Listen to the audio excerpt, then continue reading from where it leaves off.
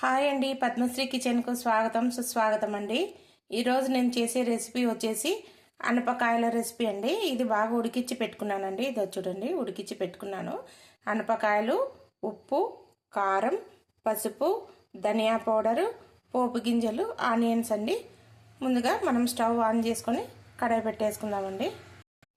ఇలా చూడండి, ఆయిల్ వేసేసుకున్నాను. ఆయిల్ కూడా హీట్ ఎక్కింది.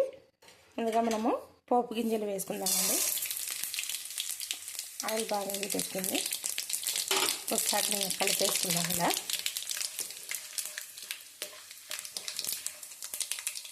ఇప్పుడు మనం దీంట్లో ఆనియన్స్ వేసుకుందామండి. చాలా ఈజీ రెసిపీ అండి ఇది.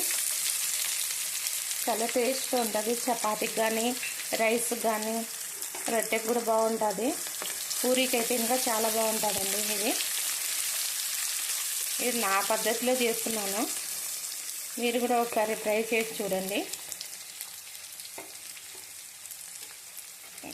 చూడండి, అనపకాయలు వేసేస్తున్నాను. ఇవి ఉడికించి పెట్టుకున్నానండి. అనపకాయలలో ప్రోటీన్స్ ఎక్కువ ఉంటుంది కదండి. మీరు కూడా ఒకసారి ఇలా ట్రై చేసి చూడండి ఫ్రెండ్స్.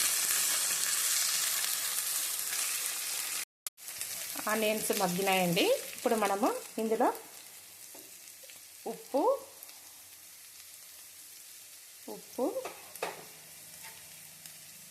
కారం,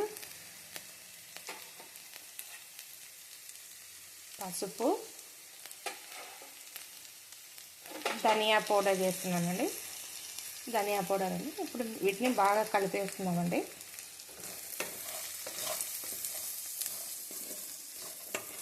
ఇలా బాగా కలిపేసి ఒక 5 మినిట్స్ దాకా మగ్గనిద్దామండి వీటిని. ఇలా చూడండి, బాగా ఫ్రై అయినాయి కదండి. ఇప్పుడు వీటిని మనం ప్లేట్లో సర్వ్ చేసుకుందామండి. స్టవ్ ఆఫ్ చేసేసుకొని ప్లేట్లో సర్వ్ చేసుకుందాం. అనపకాయ ఫ్రై రెడీ అయిందండి. ఈ రెసిపీ మీకు నచ్చినట్లయితే లైక్ చేయండి, షేర్ చేయండి, సబ్స్క్రైబ్ చేయండి. Thank you watching my channel friends. Thank you.